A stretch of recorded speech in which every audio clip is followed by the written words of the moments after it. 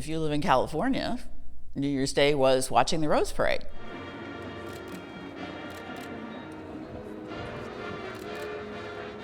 For over 130 years, majestic floats have rolled down the streets of Pasadena, captivating audiences from all around the world, including Lynn Robinson, who remembers watching her first Tournament of Roses parade at home with her family. And seeing a float in person is so much different than seeing it on TV. The colors, the smells, it's just very different.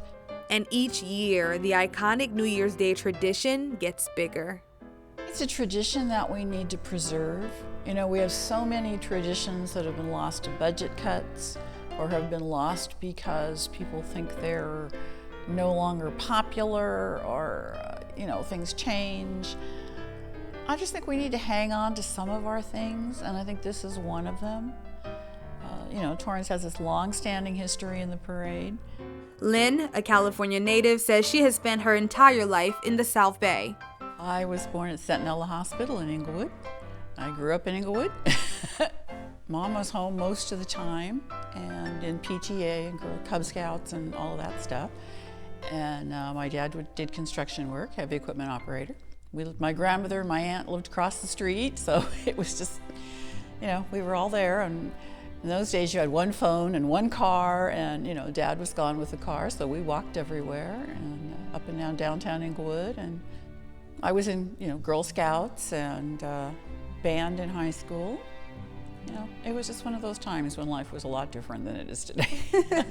So your mom was very involved in PTA and lots of different organizations and yes. community. Yes, when I was in about junior high, I believe,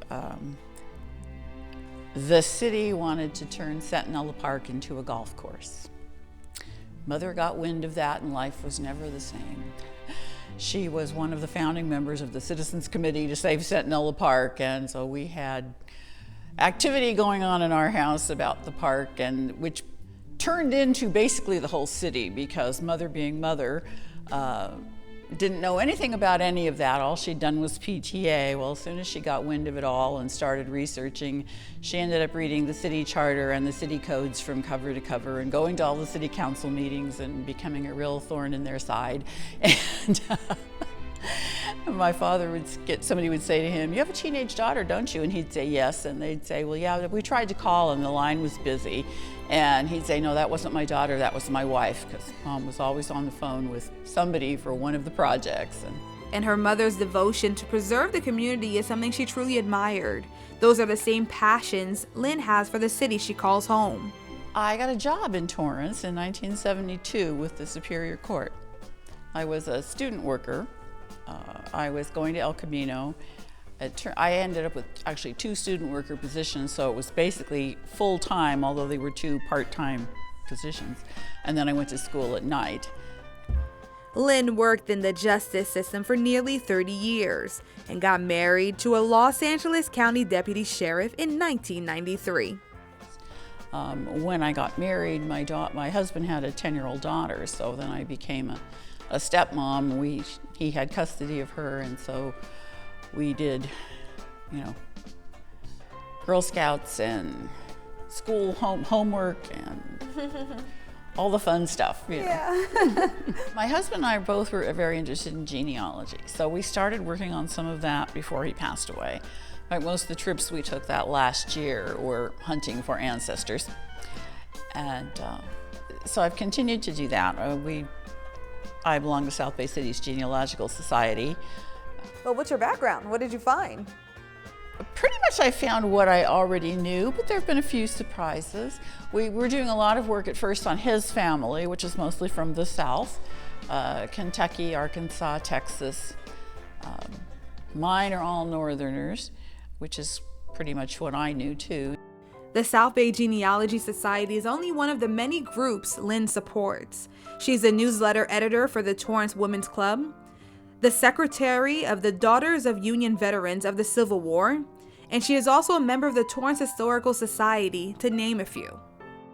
I think it is important to be part of your community. I think it's another part of that sense of who you are. Certainly the community needs help in so many areas. You know, there's always something that needs to be done. There are always groups looking for volunteers or looking for donations. You know, every volunteer group I know has got a core of people doing most of the work, and they'd be thrilled to have some more helpers.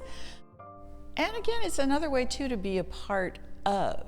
You know, when I come to the Historical Society, I know the people there. When I go to something else, I know the people there. Or I go to one group and I see the people from the other group there. You know, we run into each other all over town. There are a few of us that joke about, oh, here we are again, you know. So I think there are a lot of benefits to being a volunteer. And I think it's part of, you know, Torrance has always said it's the town with the small town feel. And I think if you're involved in things in Torrance and in groups in Torrance, that's really true. You will run into people constantly because you knew them from this group or that group. And in 2008, another organization caught her eye. And it's just amazing. These giant frames and all the flowers, and so, you know, somebody tells you what to do and they say, here, take this and glue it on here and use this glue, and you just start doing it, and pretty soon your fingers are covered in glue, sticking to everything. But it's just amazing. It's just a wonderful time. Everybody's having a great time. Torrance takes very good care of their decorators. Lynn went from watching the Rose Parade on television to helping decorate a float for the city of Torrance. But it wasn't long before she became more than a volunteer. The woman who had been president for 16 years was stepping down, and they were looking for someone to take her place, and they were not finding anyone. And a woman that I knew from PTA at North High stepped up because she absolutely loves decorating. And she said, I can't let this die. It was also the year that the city was not going to fund the float anymore. So it was a real transition period. And a lot of the old board members were not continuing because they served a long time with this same president, and they knew that things were going to change, the fundraising was going to change, and they retired, and they just said, no, we're finished. But there were a few people who said, we're staying, we want it to go on. And then there were people like Roseanne who hadn't been on the board before, but said, this can't end, we have to make this work. And she called and said, I'm looking for a vice president and a secretary. And that is when Lynn accepted a position as the secretary of the Torrance Rose Float Association. That was in 2012. My life has not been the same. Lynn has worn many hats within the Torrance Rose Float Association, including Vice President, Director of Ways and Means, and she is currently the Director of Marketing. She says that serving on the board has given her a better understanding of the organization's history. One of the founders of the city of Torrance was Jared Sidney Torrance. He lived in Pasadena, and he belonged to the Valley Hunt Club. He was one of the Pasadena money men. The Valley Hunt Club was the founder of the Rose Parade. It started as a way to tell people on the East Coast what the great weather was here in California and promote tourism and people moving west and all of that. After a few years, the Valley Hunt Club decided that this was becoming too big a project. It was a parade. It was also at that time games, chariot races, and it was just becoming too much of a project for this group, and so the Pasadena Tournament of Roses Association was formed in a late 1800s, early 1900s, I believe. And the city of Torrance started selling land in 1912. October of 1912 was when they had their big opening to start selling lots, and there was a real estate company. It was the Campbell Company, I believe, and Mr. Torrance was one of the major stockholders in that real estate company. Well, he also had the connection to the Valley Hunt Club in Pasadena, and they decided that a great advertising promotion for this new city would be to have a float in the parade. So January of 1914, which is like 14 months after this first sale of lots in Torrance, They had a float in the parade called Industry. It had an oil derrick on it. It had a blacksmith. It had a girl with a parasol who lived here in Torrance. It was the symbol of the new diversified industrial, commercial, residential city. We didn't have another float until 1947. From that first one? From that first one Oh, wow. to 1947.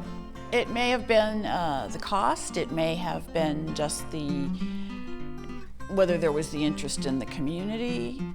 Part of that time, again, were the war years, so there were no parades, and then there was also people getting ready for the war and recovering from the war, so that may be a part of it too. How has the float developed or grown from those early years to today?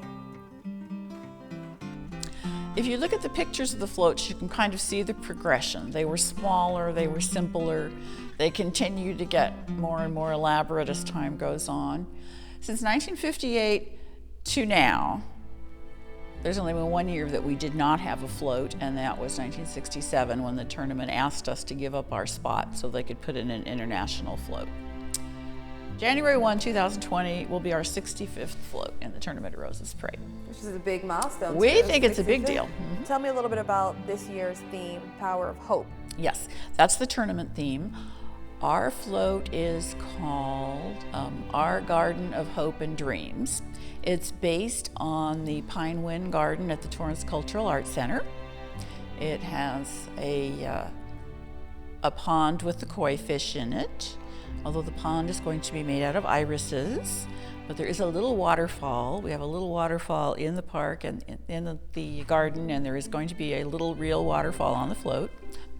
And it has some of the symbols and things that are in the garden. Our float builder, once he found out that this garden that he saw the picture of was a real place, he was out in the garden with his camera taking pictures like crazy. And he's incorporated some of the things in the garden actually on the float. And the design of the float was created by a local student. Well, for Torrance, it's a year-round process. We have a design contest we started a few years ago for the high school students in Torrance to come up with a concept, not necessarily a finished drawing, but a concept. We give them the parade theme or what we know of it, and then they are supposed to design something. Then we have our float builder and judges from Destination Art who pick the design. And then we have to take the design to the City Enrichment and Development Committee to be approved. Then it goes to City Council, and the float builder starts in working on the float. They take the students' design. We have Fiesta Parade Floats as our builder. They've been our builder now for over 20 years. They do a wonderful job for us, and they've been extremely good about working with us financially. So they take the design and embellish it, come up with a color sketch based on the students' winning design. Then they start building the framework and putting the basic forms on the float. They get it and then they paint it. It's kind of like a giant paint by number. The float is covered in something like, I don't know if it's a foam they spray. I'm not sure exactly what the process is, whether it's paper mache but things like the rocks and the buildings and everything on the float are assembled, and then they're painted the colors that they're going to be. So when we get there as decorators, you've got this 35-foot long, 20-foot high, or however it needs to be, float sitting there with all these colors on it. And then slowly, each day, each shift, more and more things are suddenly covered with plant material. And by the time you get to the end, you just have this giant, magnificent, flower-covered, flower seed grass. That's the other thing that's fascinating, is the things that the floral designers come up with to make the float look like the things it's supposed to look like. There was a float one year that had a big wave on it, and there were bubbles in the wave. And I went over and looked at it. They had taken white onions and peeled the outside layers off so that they were shiny, and that's what was making the bubbles in the wave. It's just, grass seeds, coconut, split peas, beans, different kinds of seeds. It's just amazing. You think Rose Parade, you think flowers, and you think roses, and you think flower petals, and and there are a lot of those, but there's also all these other things that you would never think of that you'd find in your kitchen that end up on the floats. And every year, hundreds of volunteers come together working side by side to decorate and put the finishing touches on the float. We usually don't have any trouble getting decorators. We sometimes have to turn people away. We may have to limit people to how many days they can decorate so that we can get, more people can have the opportunity.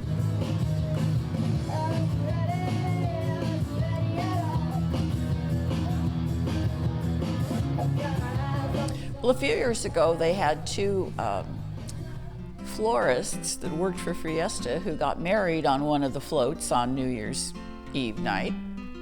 We had a grandfather and granddaughter who came after the grandmother had died. Watching the parade was one of her favorite things, so they came to decorate that year. After she'd passed away, they came and decorated the float, and they ended up being on our board for a couple of years and decorating with us. We have people who lived in Torrance and moved and come back every year just to decorate. So there are a lot of stories. Throughout the 65 years participating in the Tournaments of Roses Parade, Torrance has won multiple awards, including taking first place 13 times, the Grand Marshal Trophy, Tournament of Volunteer Trophy, and the Red Rose Award. Lynn says that she is proud to be part of a tradition that shares the joy, beauty, and pageantry of the city of Torrance to millions of people across the globe. I just think you can't tear everything down and make a shiny glass box and a parking lot. You have to keep some of what made us who we are. And this is all for all the community service and all the work that you've been doing? Right. And if we don't know who we are, how do we know who we want to be? And I think that's part of my passion for a lot of this is, somebody needs to remember. Somebody needs to tell people, this is who we are. This is how we got here. This is what this means. This is why this is on this corner. This is why this building exists. This is why this building has that on it. Because people don't, you get new people moving in who don't know the history of an area. You get the people we're not teaching it to. We've got the people who have not left their televisions or their computers to find out anything. Somebody has to be there when they're ready to hear it, to tell it, or it's going to be gone. So I think that's part of my passion. For Faces of Torrance, I'm Jesse Pierre.